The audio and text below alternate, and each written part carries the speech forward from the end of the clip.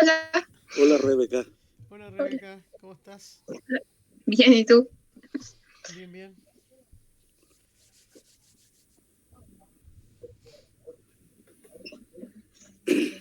¿Cómo está cómo se llama el Morrison? ¿Cómo se llama el gatito? El El Michi, Nicky. lo tengo aquí durmiendo al lado mío, está tapado. Todo un personaje este gato.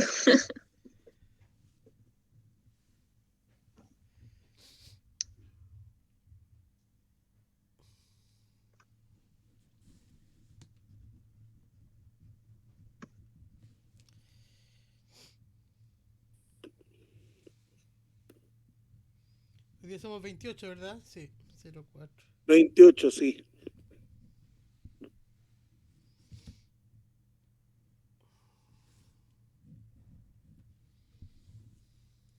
Son 8. 1, 2, 3, 4, 5. Me faltan 3. Hay un chico que, Luciano, va a entrar como en unos 15 o 20 minutos más.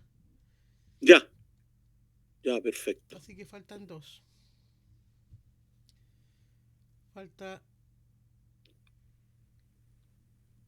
Yo no Gonzalo. me los conozco a todos. Gonzalo.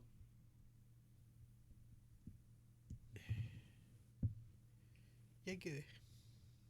Oye, bueno, pero antes de empezar, les quería hacer algunas consultas. Eh, ¿Quedó claro el procedimiento que vamos a hacer con los seminarios? ¿Sí? No. ¿No? Yo les explico de nuevo. Parece que no me... No, el seminario, la presentación de trabajo. Sí, Hola, Gonzalo. lo que conversamos en su oportunidad en que clase a clase una Hola, hola. pareja presenta. No, lo vamos a hacer de otra manera. Ah, ¿Por qué?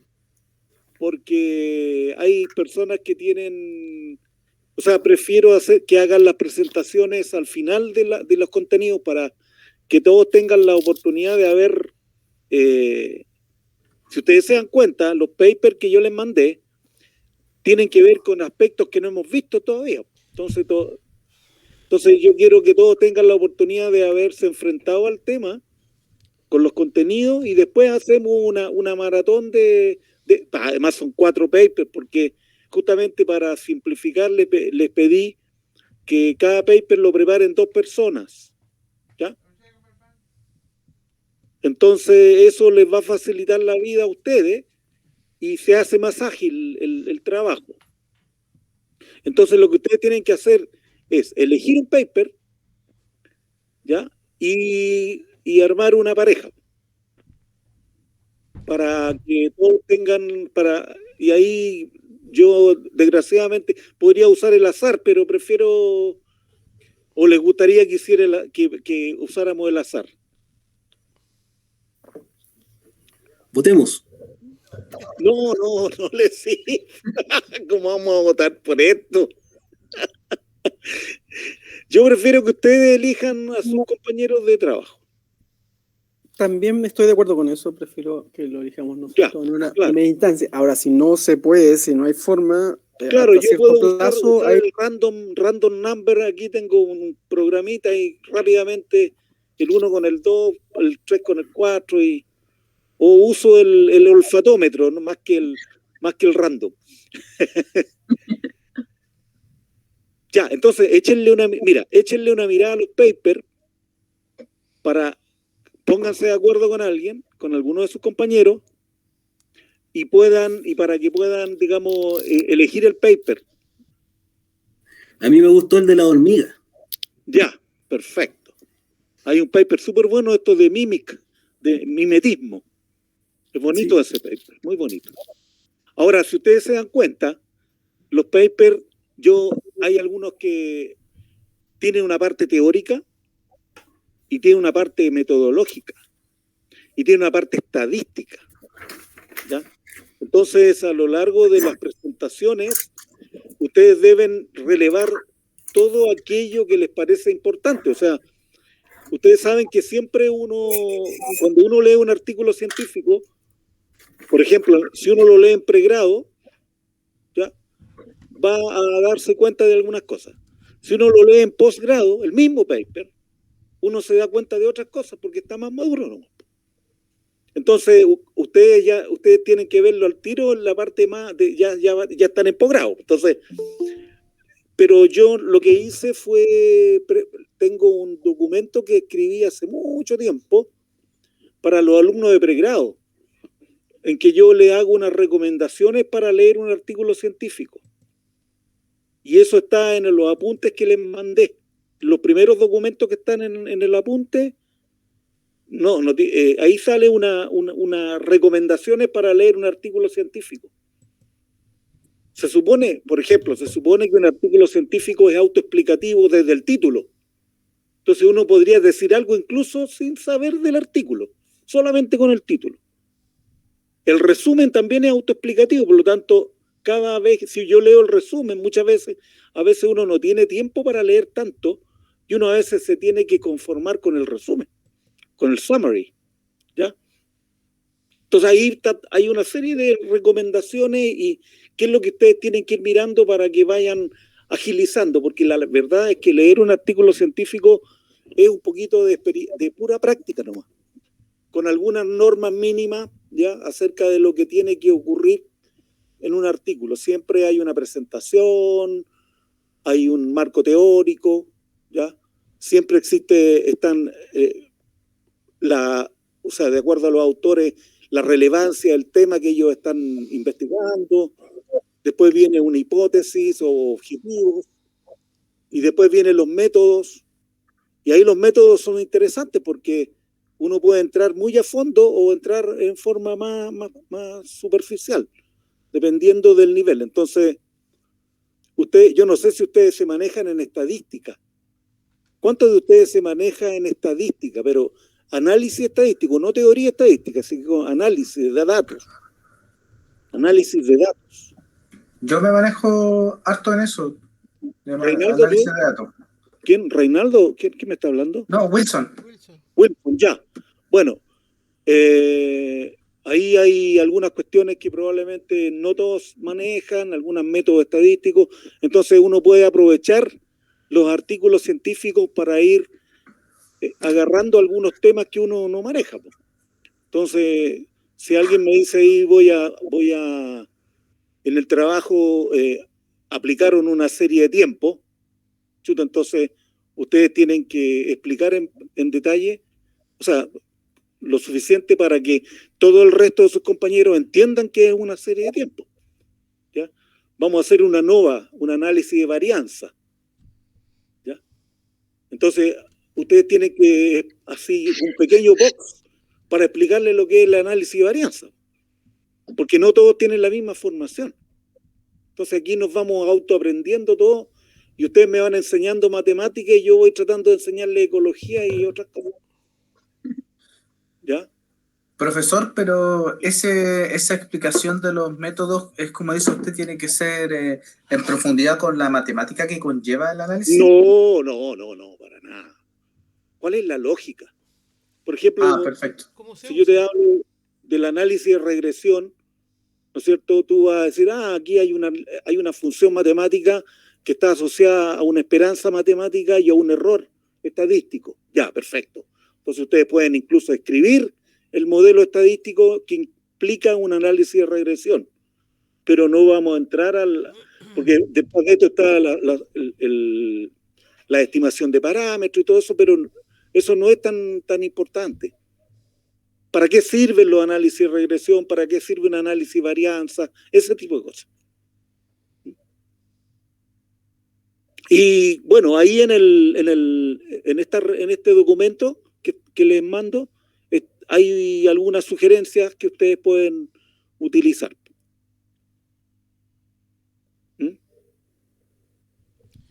Eso. Perfecto. Yo les había dicho también, le había mandado un mensaje en que analizaran, que le echaran una miradita a un capítulo de un libro que sale ahí, en que sale unos análisis que se llaman análisis de bifurcación. ¿Lo vieron o no? Pero que lo mandaste ayer, ¿verdad? No recuerdo Cuando les mandé el documento, los apuntes, se los he mandado 2 veces. Se los mandé la semana pasada y ahora se los mandé de nuevo. Uno bien Porque grande. en un momento determinado pensé que no se los había mandado, pero me acuerdo que sí, efectivamente les mandé el documento. Uno de 300 ¿Sí? páginas. Uno que se llama Apuntes Ecología Full. Uno de 300 páginas, más o menos. Claro. Pero no es para que lo lean todo, po. No, para identificarlo, Ramiro. Sí, es uno que ese artículo, ese documento lo he ido elaborando con el tiempo, ¿ya? Y hay capítulos de libro que puede, digamos, servirle, porque hay unas partes que son súper matemáticas. Ramiro, en ese documento están las recomendaciones que tú haces. Claro, ¿Ya? en ese documento. Pero hablaste de un segundo documento de... Sí, en ese mismo documento de 300 páginas, ¿Sí? hay un capítulo en que hablaban de los análisis de bifurcación, que los vamos a ver ahora. Entonces yo esperaba, bueno, si no lo hicieron no importa, pero para que después lo repasen. Ahí ustedes se van a dar cuenta cuando lo vean, cuando veamos el tema, ustedes van a darse cuenta y van a buscarlo. Y les puedo dar incluso la página donde está, pero en este momento no me acuerdo. Ahora, lo otro que quiero saber es cómo vamos. ¿Cómo vamos? ¿Cómo van ustedes? ¿Han estudiado? ¿Tienen alguna duda? ¿Hay algunas cosas que no están muy claras? Insisto, este es un desafío para mí y para ustedes, ¿eh? Entonces yo me quiero asegurar. Por ejemplo, me gustó mucho que el miércoles pasado hubieran dicho que habían visto análisis de estabilidad en ecuaciones diferenciales. Entonces estuve conversando con algunos profes del programa y efectivamente Ricardo, por ejemplo, está viendo probabilidades y nosotros vamos a usar un poco eso también en un par de clases más, cuando veamos estocasticidad ambiental. La distribución binomial y todas esas cosas. Entonces yo quiero preguntarles, ¿alguno de ustedes ha estudiado? Yo espero que sí. Yo creo que he estudiado, pero no sé si cumple con las expectativas tuyas. No, sí, aquí las expectativas no existen. No existen expectativas. Aquí si ustedes van aprendiendo, eso es lo que me importa. Porque, son bajas. Por ejemplo, yo reviso clase a clase y estuve viendo cómo se iba formando los distintos modelos de población, desde el exponencial al logístico y al de el efecto de Allié. Entonces ya. he hecho eso, voy recorriendo tus clases en ese sentido. Y cuando tengo alguna duda me meto a algún YouTube a que me hable sobre ese tema específico. Perfecto, eso es lo que hay que hacer. Sí, en el fondo ahora las clases son como una especie de simplificación, pero uno tiene que ir aprendiendo. En el YouTube está todo. Hay gente que se ha preocupado, yo nunca lo he hecho, ¿eh? Me encantaría poder tener tiempo para hacerlo, de tirar clases para arriba, así, para que la gente aprenda. Sí, el conocimiento debiera ser gratis para todos. Entonces, ahora yo voy a seguir con la clase y voy a hacer lo que tengo que hacer ahora. Tengo que grabar.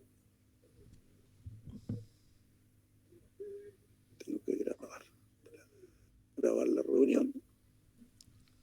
Inicio grabación. Y vamos con la... Ya. Ramiro, una pregunta de Meet. Cuando tú... ¿por qué usas Meet? Porque es el que aprendí a usar nomás. Ya, perfecto. No tengo ninguna razón. Además, lo que pasa es que el Zoom yo tengo 2 cuentas, uno por la Universidad de Chile, en que tengo indefinido, pero para usar eso, tiempo indefinido, pero para usar eso, ustedes tienen que estar inscritos en la universidad. Ya, perfecto. Entonces el Zoom particular te da 40 minutos nomás. Sí, ya. Oye, En cambio, el Zoom, el Meet te permite todo el tiempo que quieras. claro. Y ahora cuando grabas, ¿queda en tu computador? Yo no conozco mucho el Meet, pero ¿dónde Sí, queda? sí queda en mi computador. Ah, ya. Queda en mi computador. Yo la clase pasada no se la he mandado. He tenido tanto que hacer, pero no le he mandado la clase. Así que ahora la vamos a mandar. Acuérdate, Ramiro, que yo grabo las clases, entonces, Grábala. sí, Si quieres. y las dejo en un canal YouTube para que, por si acaso, alguna vez tú preguntes. Ah, qué bien, ya. Y si ustedes quieren, se las pueden compartir, si no hay ningún problema. No si los chicos conocen el canal. Ya, qué bueno. Entonces así me quedo más tranquilo. Ya. Entonces, la clase anterior quedamos en esta última idea de cómo un fenómeno, ¿no es cierto?, que ocurre en algunas poblaciones de animales particularmente, que es lo que se llama el efecto Alé, podía modelarse a través de manera, digamos, por último, gráfica, ¿ya? También hay una ecuación analítica para eso, pero vamos a darle más importancia a la parte gráfica, porque ahí uno puede entender el mecanismo, la lógica que hay detrás del fenómeno. Cómo yo puedo llevar un fenómeno a un modelo.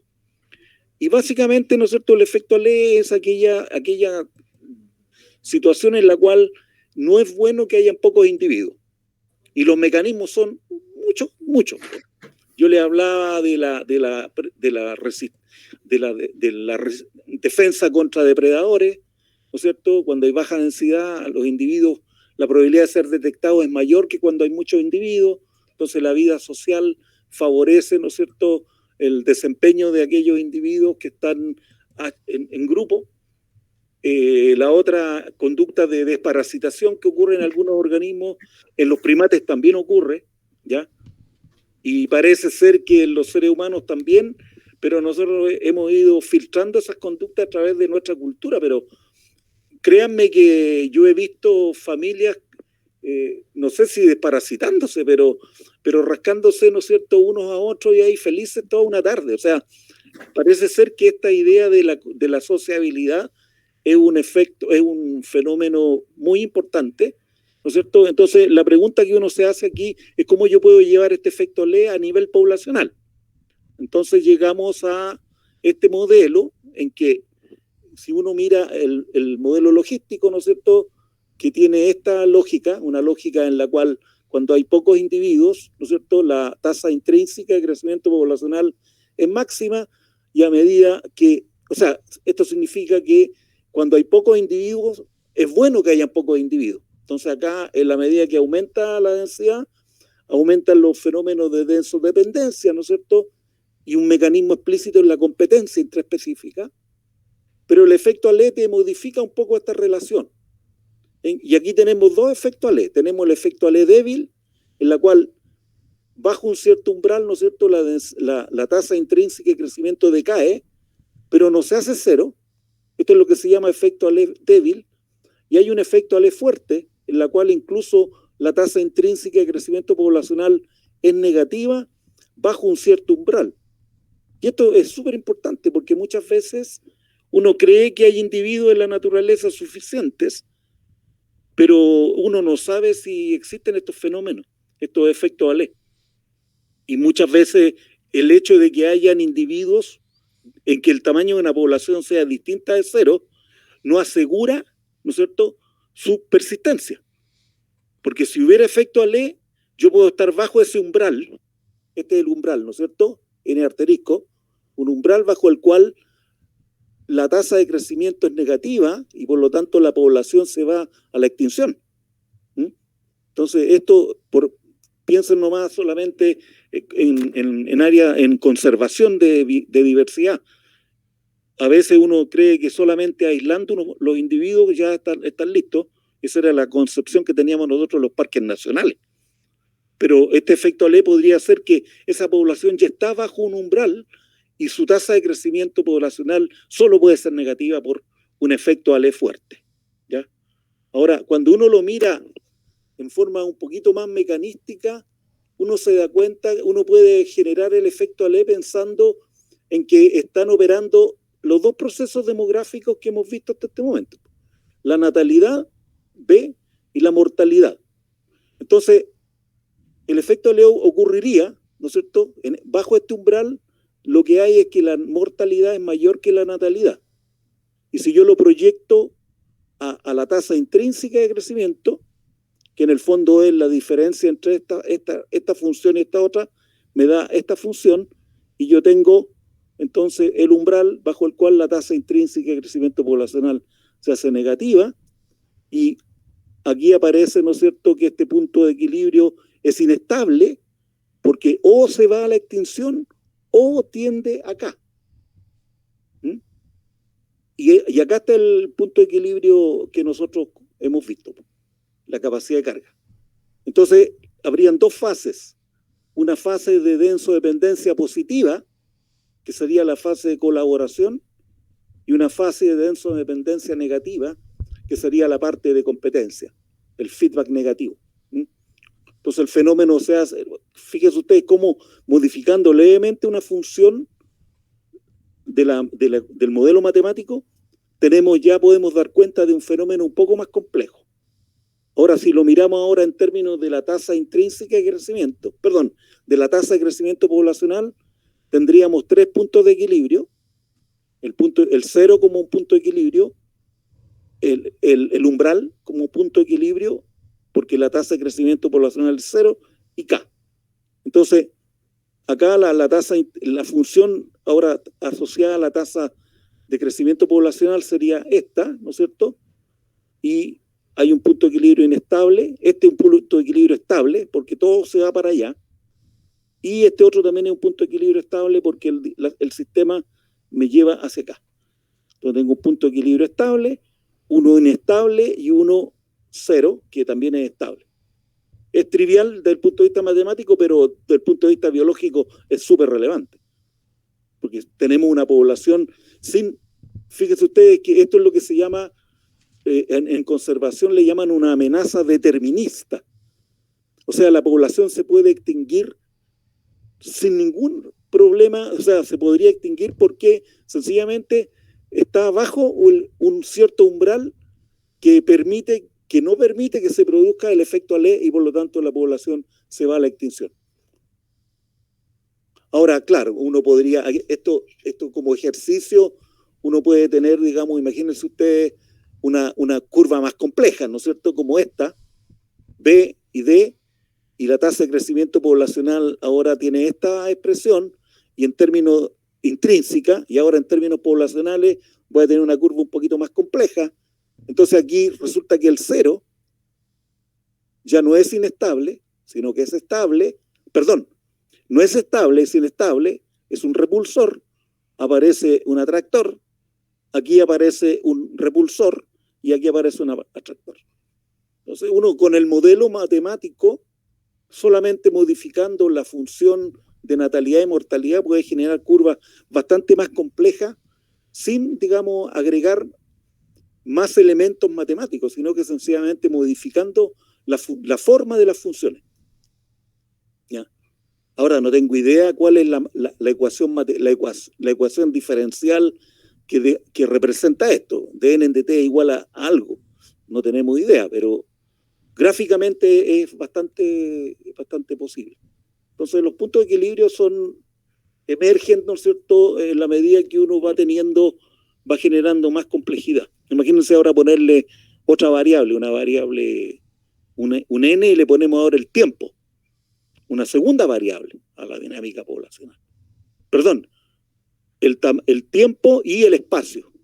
Existe dinámica espacial también, pero eso no lo vamos a alcanzar a ver ahora.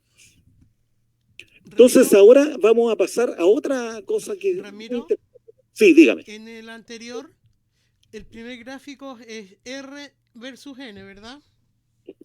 Este gráfico es R, la tasa de natalidad y la tasa de mortalidad. Y R, si yo sí, resto esto menos esto, me va a dar la tasa intrínseca de crecimiento poblacional. partido por N. Sí. Partido por N, claro. Acuérdense ustedes que la R es B menos D. Entonces, en el fondo, si yo resto esta curva a esta función, le resto esta otra, me va a dar una tercera curva que esta. Y esto lo llevo a la tasa de crecimiento poblacional y aparece esta situación. Entonces, el primer gráfico es el tiempo la columna, el eje vertical. ¿Cuál? No. Este es la tasa de natalidad o mortalidad. Ah, ya, esta. ok, perfecto. Es B o D, cualquiera de las dos. Perfecto. B si es la verde y D es si es la roja. Ya, gracias. Entonces, si yo resto estas dos funciones, me da esta. Sí. Perfecto. Ya.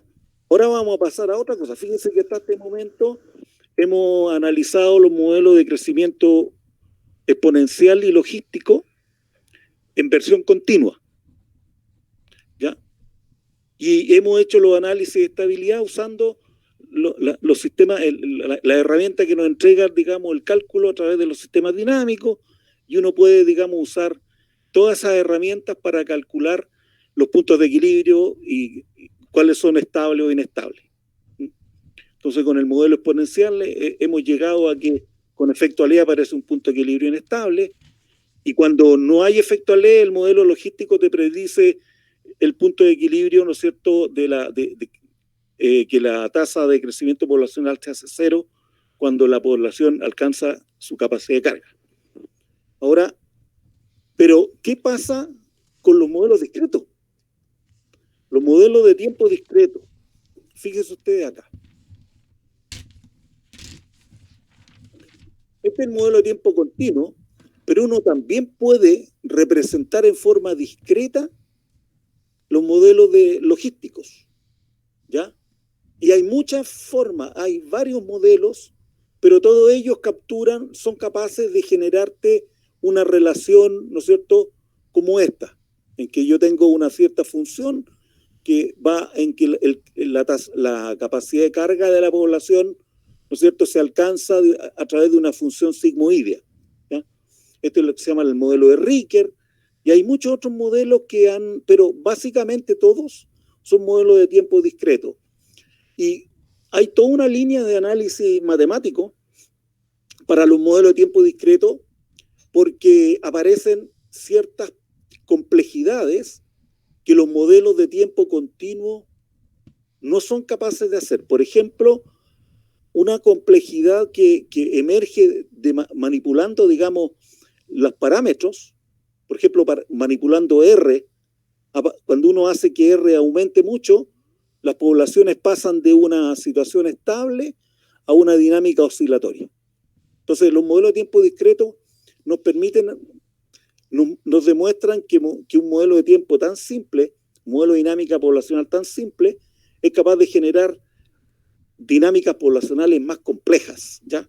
Entonces, lo que yo quiero hacer ahora es mostrarles un poquitito cómo se hacen estos análisis a través de lo que se llaman los diagramas de bifurcación. Y, a ver, espérense un poco. Creo, ya, voy a abrir voy a explicarle esto con un gráfico que voy a tener que hacer yo.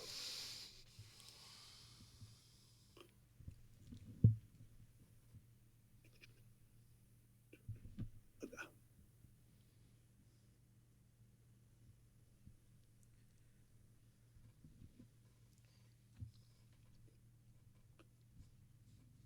Si ustedes entienden la lógica de esto, estamos al otro lado.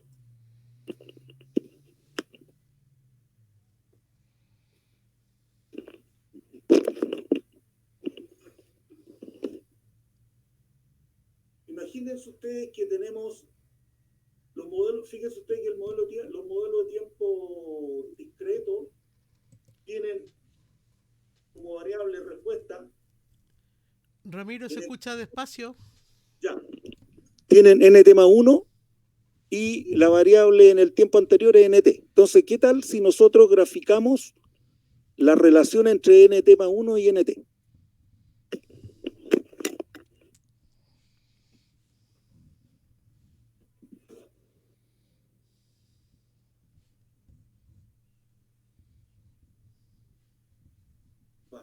¿Qué pasó? hacer lo mismo.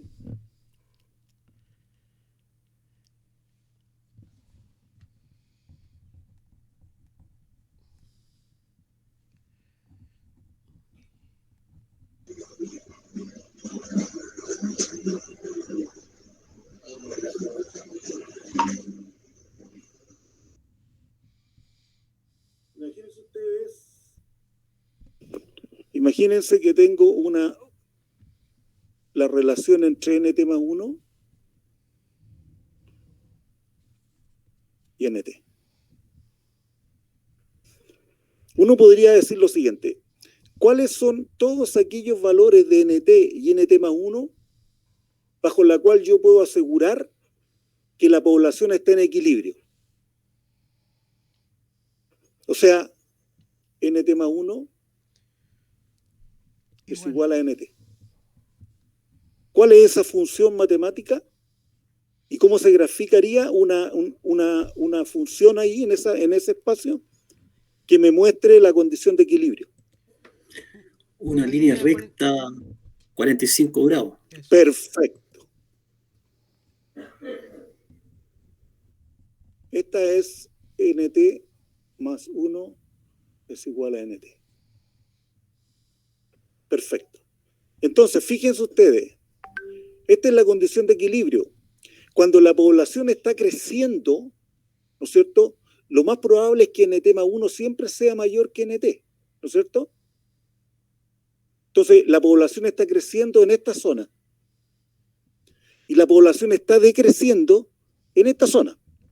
¿Por qué? Porque si yo estoy aquí, nt más 1 vale acá y nt vale esto y nt más 1 vale acá. Entonces, esta es la zona de crecimiento de la población, esta es la zona de decrecimiento de la población y esta es la condición de equilibrio.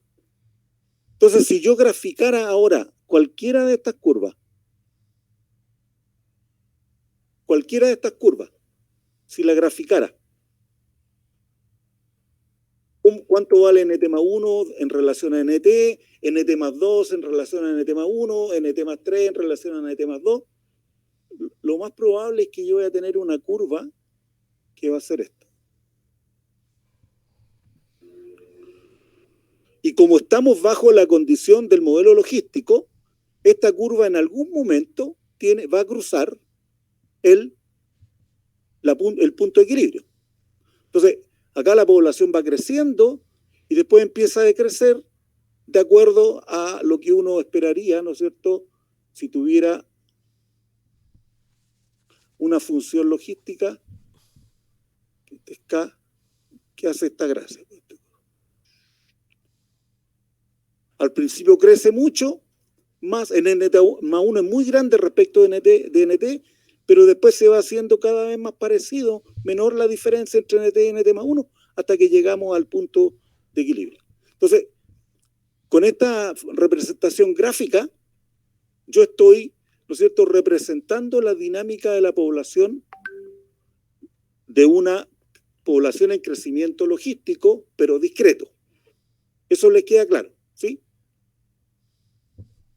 Uno puede hacer muchas curvas, después vamos a ver que esto se puede complejizar ad infinito, pero el modelo logístico más básico, lo más probable es que va a hacer eso.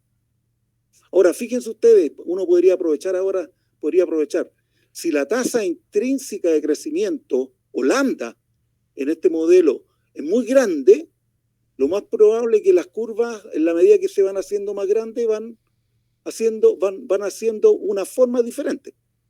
Si la tasa intrínseca de crecimiento, o lambda en el fondo, también no es muy grande, entonces las curvas van a ir haciendo una respuesta que va a ser más tenue, ¿se fija?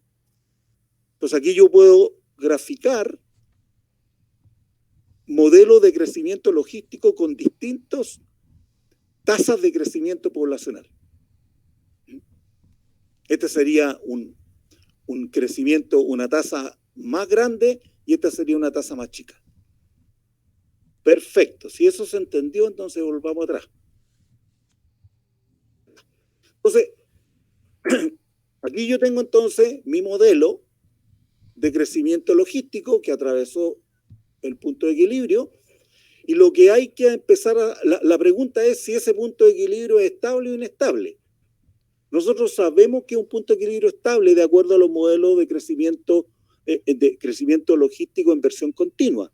Pero ¿cómo yo puedo demostrar, ¿no es cierto?, que esto es estable también? Y aquí se utiliza la recursión, un método de recursión gráfica, en que yo parto por un NT y me voy hacia NT más 1, que vale esto, ahí. Esto es 40. Ahora, NT más 1 yo lo proyecto aquí abajo, ¿no es cierto? Y me pregunto cuánto va a valer en el tiempo siguiente. Entonces uno proyecta esta recta, este valor lo proyecta, choco con la curva, y después me voy al punto de equilibrio.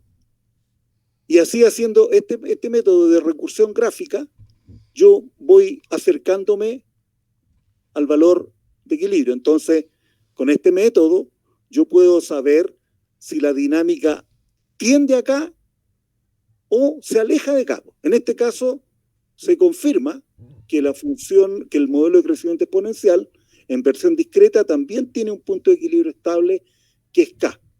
¿Ya? Ahora, si ustedes se dan cuenta, el 0 también es un punto de equilibrio, pero es un repulsor. Entonces, el N asterisco, los valores, a medida que va avanzando la dinámica, se alejan del 0 y se acercan acá. Entonces, esto es lo que se llama, ¿no es cierto?, el análisis de crecimiento discreto. Si yo tengo la curva que da cuenta de cierto crecimiento logístico, en un diagrama como este, yo puedo saber si la dinámica tiende a su punto de equilibrio estable o inestable. ¿Ya? Yo entiendo que la matemática que hay detrás es súper compleja. ¿Ya? Los modelos de tiempo discreto, hay gente de la Universidad de Santiago, hay un profe de la Universidad de Santiago que se ha especializado en esto, pero para efectos dinámicos existe una cierta regla. Esta regla es: parte en un tiempo inicial, proyecta el valor hacia la curva del modelo, después ve hacia la recta del equilibrio, sube hacia la curva, baja, se mantiene aquí en el punto de equilibrio, sube, y así uno tiene una regla gráfica.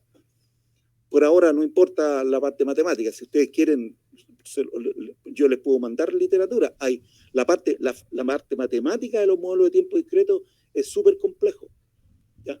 Pero la parte gráfica es intuitiva. Y por lo tanto yo prefiero quedarme ahora con la parte gráfica, porque la verdad es que tampoco podría enseñarles la otra parte. Pero entiendo que hay cierta complejidad matemática detrás. Entonces, Ramiro, el modelo... Sí, dígame. Sí, por lo que entiendo, uno parte con un N0, que en este caso parece que es 20, no leo bien, Sí. pero ¿sí? Y eso uno lo proyecta en F de NT. Claro, F de NT. Y ese va a ser mi N1. Ese va a ser mi N1. Y ese Claro. N1, en el Lo eje, ponen nuevamente en NT. en F de NT, claro, Claro. pasa a ser NT, para Acá luego lo hace esto, vuelve aquí, a N2. a N2. Y Y te N2 proyecta hacia arriba. lo vuelvo a tirar a la función para tener N3. O sea, va Claro. a ser N1 sobre la función, que va a ser mi N2, N2 sobre la función que N3, hasta llegar a el punto Al punto K, de equilibrio. al punto Claro. K. Bien. Claro. Ya. Perfecto. Entonces uno puede, por ejemplo, podemos jugar un poquitito para que quede claro esto. Esto es un diagrama. Este análisis sirve para cualquier modelo, por ejemplo, el modelo de crecimiento exponencial. Aquí tenemos, ¿no es cierto?, la curva del equilibrio, NT más 1 es igual a NT, y el modelo de crecimiento exponencial, por definición, es una recta numérica, y si la población crece exponencialmente, lambda tiene que ser mayor que 1. Acá lambda vale 1. Entonces, Si uno hace el análisis el análisis en que yo voy proyectando para ver los puntos de equilibrio, aquí se produce un equilibrio inestable porque siempre no llego nunca a un punto de equilibrio. Siempre voy creciendo, creciendo, creciendo, y esto es hasta el infinito. ¿Te fijas? No hay punto de equilibrio, y eso por definición. No hay un punto de equilibrio porque la población crece exponencialmente. Ahora imagínense ustedes que esta misma población exponencial le agrego migrantes. ¿Ya? Perdón, no le agrego, le saco individuos. Entonces voy a generar un modelo muy simple en que tengo lambda por nt menos p, una proporción de individuos que se van. Entonces, si ustedes se dan cuenta, aquí tengo yo la curva del equilibrio, que es esta, nt más 1 es igual a nt. Y aquí tengo la función, y si ustedes se dan cuenta, cuando nt vale 0, nt más 1 vale menos p. ¿Ya? Entonces aquí tengo mi punto de equilibrio, hay un punto de equilibrio acá, ¿no es cierto? Y si uno hace el procedimiento recursivo gráfico, se da cuenta que por acá uno se aleja del punto de equilibrio y por este otro lado uno se aleja del punto de equilibrio. Por lo tanto, el solo hecho de sacarle individuo a la población te genera un punto de equilibrio pero más complejo porque tiene dos posibilidades. O se va a 0 o se va al infinito. Y si ahora, por ejemplo, al mismo modelo le agregamos migrantes, o sea, que llegan a la población, entonces tengo ahora aquí mi nt más 1, ¿no es cierto? Aquí, nt más 1 igual a nt. Y la función, la línea recta que hay acá, es una recta que tiene un intercepto en m. Y también aquí se cruza, ¿no es cierto? Entonces uno haciendo la recursión se da cuenta que desde valores menores que este valor, que es el punto de equilibrio, ¿no es cierto? Yo me acerco al punto o me alejo al punto. Perdón. Y desde acá me acerco al punto. Entonces, por lo tanto, yo tengo acá un equilibrio estable. Entonces, con esa lógica uno puede discurrir, digamos, las dinámicas poblacionales de muchas funciones de crecimiento poblacional. ¿Ya? El crecimiento poblacional logístico, y en este caso son relaciones que parten del crecimiento exponencial, son realmente crecimiento exponencial, porque yo estoy o agregando acá, probablemente sí, es un crecimiento exponencial, porque acá la población siempre va a ir creciendo. Y esto es interesante. Uno puede jugar con el computador, esto lo saqué yo de un me puedo.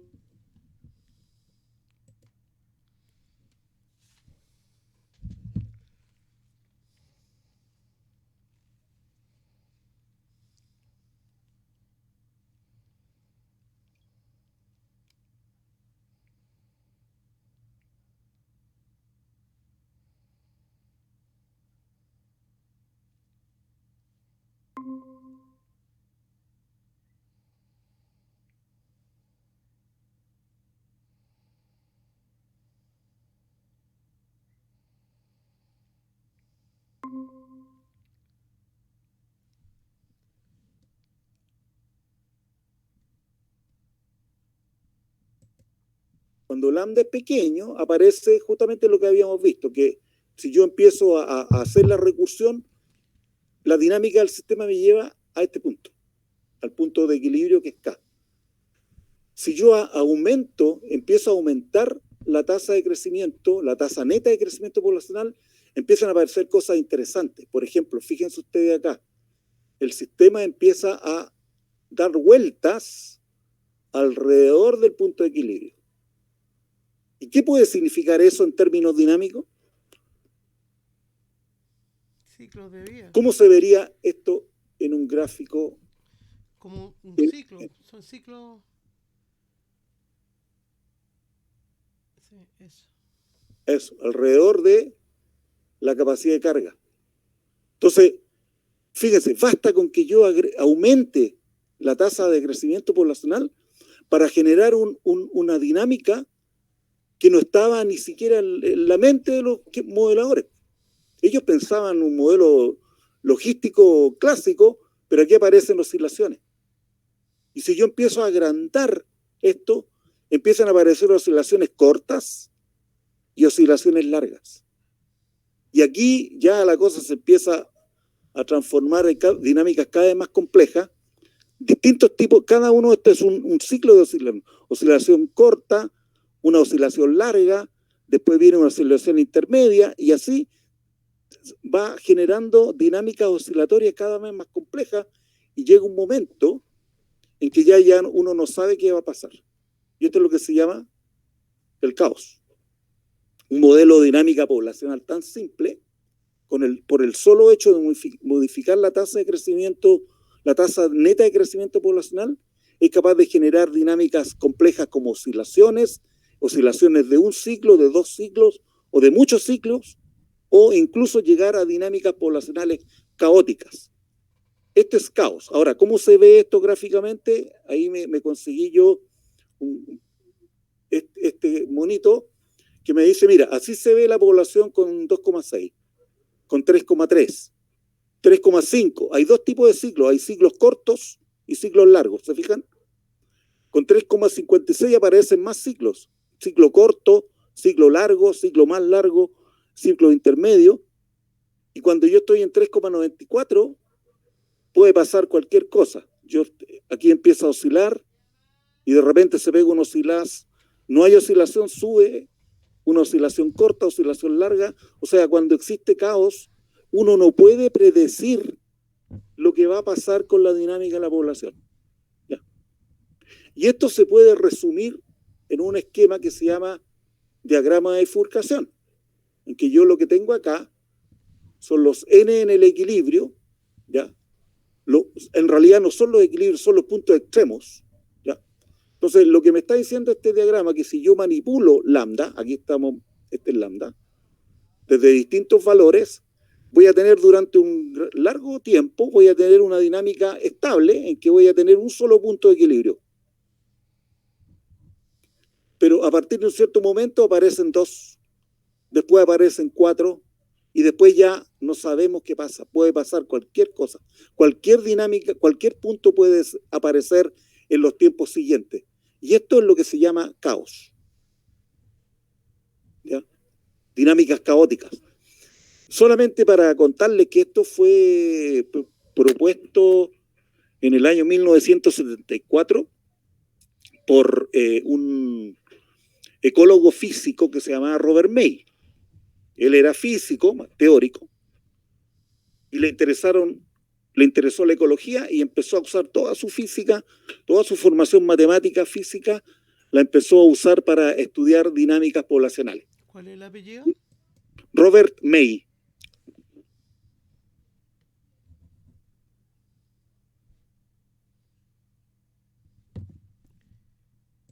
¿Cómo se escribe? Ahí está. Robert May. Este es un científico inglés que después se pasó a estudiar epidemiología, y yo no sé si está vivo en este momento, pero hasta cuando yo supe de él estaba a cargo del centro de investigación más grande en epidemiología en Inglaterra. Y por sus aportes teóricos hacia la ecología y la epidemiología fue nombrado caballero del rey. O sea, Sir Robert May, tipo muy importante.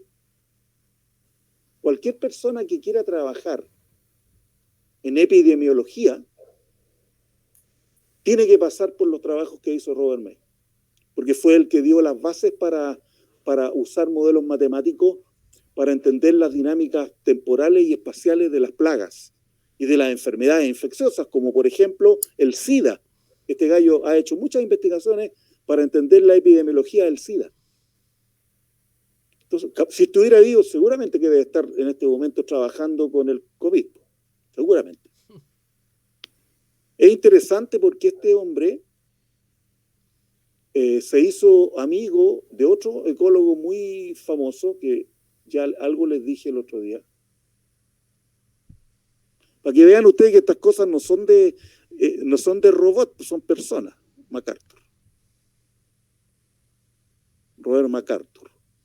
Él fue alumno de Hutchinson y fue el primero que empezó a usar la teoría de nicho para sus pájaros, porque este tipo era un ecólogo de aves. Entonces ellos se conocieron en un sabático que hizo Robert MacArthur en Inglaterra, se conocieron y se encontraron, digamos, cada uno del descueve, me imagino yo, y decidieron sentar las bases matemáticas para la ecología. Y gran parte de la matemática que hay en la ecología actualmente se debe a esta interacción de colaboración entre Robert May y Robert MacArthur.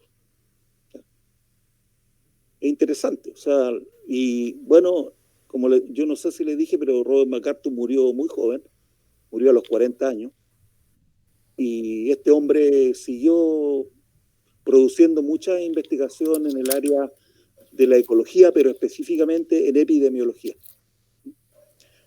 Yo no Ramiro, sé. disculpa, tú ahí en el gráfico, en el diagrama de bifurcación, estamos graficando lambda y contra qué. Contra esto. Veo re chico. Mira, contra esto. Contra X o algo ahí, muy chico, no alcanzo a ver. O N. Contra el N, contra los puntos que hay acá. Estos puntos que hay acá son estos. Pero llega un momento, lo que está mostrando esto, que a medida que yo aumento lambda, el equilibrio de la población, el K, se hace más grande, aumenta. Pero llega un momento, por ejemplo acá, en que ya no hay un punto no hay un punto posible, sino que hay dos puntos posibles, este y ese. Y esto es lo que está graficado acá. Ah, son los puntos de equilibrio. Lambda contra los puntos de equilibrio, en el fondo. No son puntos de equilibrio en rigor, son los extremos del tamaño de la población. No son puntos de equilibrio, porque el punto de equilibrio matemático es K. ¿Sí? Aquí está acá. Pero la población no tiende acá, sino que está oscilando alrededor de K. Entonces estos son los máximos y los mínimos. ¿Ya? Por ejemplo, acá cuando estamos en esta zona, tiene oscilaciones cortas, oscilaciones largas, que este se pasa para acá, este valor puedo tener o esto, o esto, o esto, o esto, en una secuencia que puede ser, por ejemplo, 3,5, hay oscilaciones cortas, después oscilaciones largas, después oscilaciones cortas, y eso te va generando, ¿no es cierto?, esta dinámica, pero todavía uno podría predecir. Es decir, aquí hay un ciclo, hay una oscilación de 2 ciclos, ¿ya? Pero llega un momento en que ya no puedes. La dinámica del sistema te lleva a esta situación en la cual tú no sabes qué va a pasar. Y esto es lo que se llama caos. Yo les pasé un paper de caos. Para los que quieran, si alguno de ustedes se interesa, ahí está el paper, para que lo elijan y podemos trabajar más en detalle con esto, porque esa es la gracia que tiene esto, es que Robert May el año 1974, él presentó esto en el año 1974, pero fue considerado una curiosidad matemática. Entonces posteriormente, después los ecólogos dijeron, bueno, pero ¿existe caos en la naturaleza? Esta situación que se da matemáticamente, ¿es posible verlo en la naturaleza? ¿Es posible que hayan algunas poblaciones que yo no pueda predecir su dinámica poblacional? Porque tiene dinámicas caóticas. Y eso es súper delicado. Porque si una población, por ejemplo, es una plaga, yo quisiera tener valor predictivo con mis modelos para poder saber cuál es el tamaño de la población en un cierto intervalo de tiempo. ¿Ya? O al revés, si hay una especie con problema de conservación, yo también quiero saber con cierta predicción, con cierta probabilidad, qué es lo que va a pasar con la población en el futuro. Pero si las poblaciones tienen dinámicas caóticas, uno no tiene ninguna posibilidad, al menos desde el punto de vista práctico, para manejarlas. ¿Se fijan? Entonces, no es trivial. Entonces, hay algunos trabajos que han hecho experimentos de laboratorio con insectos en condiciones experimentales muy controladas, pero también hay un trabajo que les puse yo ahí en la lista, en que ellos se preguntan si las malezas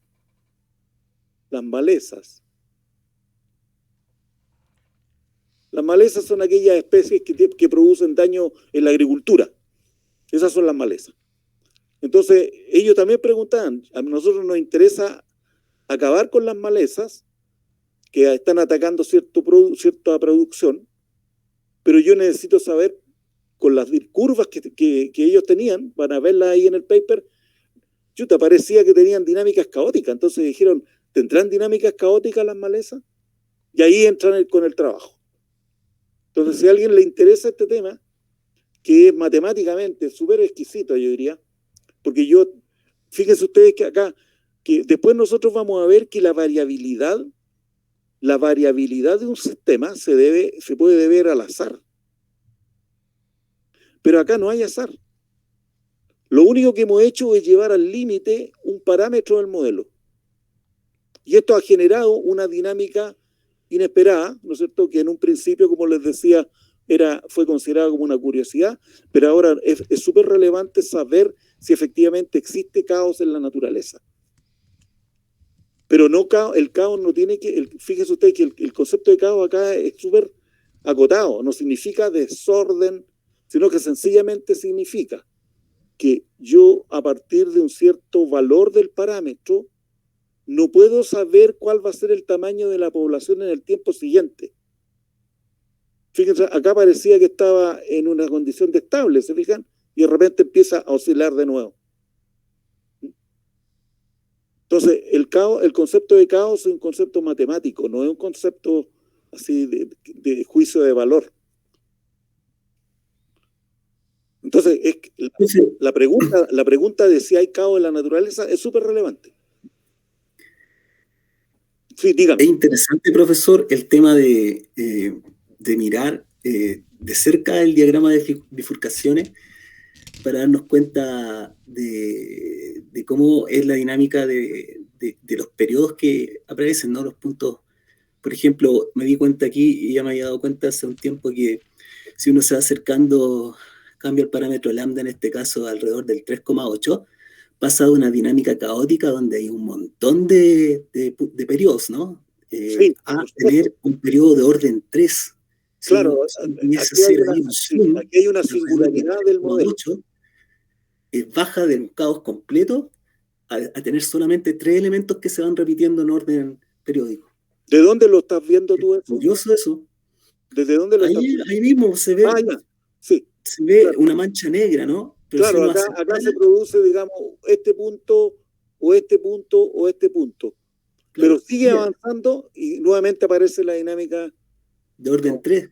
Claro. Mire, le voy a compartir una foto en el chat para que la vean de cerca. Porque aquí hay una foto mucho más que está en Wikipedia, ahí, donde se ve claramente. Solo tienen que ir al chat. Y ahí lo ven. Ya, si yo le compartí un link en el chat, si van al link, al sitio que te lleva el link, tú puedes ver el diagrama de bifurcaciones en HD. Ya. Sí, y ahí se ve grande. Entonces, bueno, esto ha sido tema de investigación teórica, pero también, como les digo, hay un interés por saber si esto ocurre en la naturaleza. Y por eso quiero yo que sería muy bueno que alguien tomara ese paper y lo analizara. Yo puedo tomarlo, profe, si quiere. Bueno, búscate un compañero y ahí aparece una versión del modelo logístico que es distinta a todas las que hemos visto. Pero no importa, tú nos vas a explicar. Parece que Wilson quería, ¿o no? Luciano parece. Compañero Wilson. Luciano le gustó ese tema. Luciano. Ya. A ver, ¿qué hora es? ¿Dónde está Luciano? Vamos, compañero, yo me apunto contigo. ¿Quién habla? Luciano, Ya, Luciano. De ahí nos Ya. ponemos de acuerdo. ok. Entonces, esto es lo interesante, porque yo puedo generar variabilidad solo modificando un parámetro a un valor extremo. Y esto no tiene que ver con azar, porque el azar también genera variabilidad, pero acá no hay azar incorporado. Es una ecuación muy simple, como esta, que es Profe, capaz de generar técnicas poblacionales muy complejas. Entonces, Pero- solamente para terminar, el análisis de un modelo de tiempo discreto tienen esa gracia que te permiten visualizar posibilidades que los modelos en tiempo continuo no te pueden entregar. O por lo menos yo no lo he visto. Sí, dígame. profe, a lo mejor me voy a salir harto del tema, pero me llamó la atención un poco esto, cómo se relaciona con el tema de las sucesiones ecológicas. Porque me pongo a mirar los valores y veo que en esos que son un poquito más caóticos se ve mucho, en varios puntos que la población se va a cero, vuelve, baja, vuelve, y me recordó un poco a las dinámicas de sucesión ecológica, sobre todo de... Eso lo vamos a ver.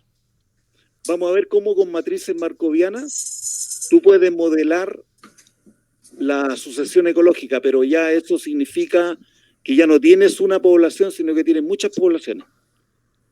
Y también, pero ahí el modelo markoviano es un modelo probabilístico. Sí, pero estos tipos de modelos no tienen aplicación entonces con las sucesiones ecológicas. Yo no lo he visto nunca, no lo he visto. No lo he visto, solamente lo he visto en las dinámicas poblacionales.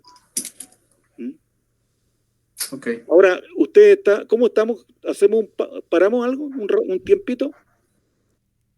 ¿10 minutos? Para irnos tranquilos, piano a piano. En 10 minutos yo tengo las 6:07, a las 6:17 nos juntamos. Yo voy a servirme un cafecito y me vengo a instalar. Sean dos, Ramiro, por favor. Ya. A ver, voy a detener la grabación. Detengo la grabación.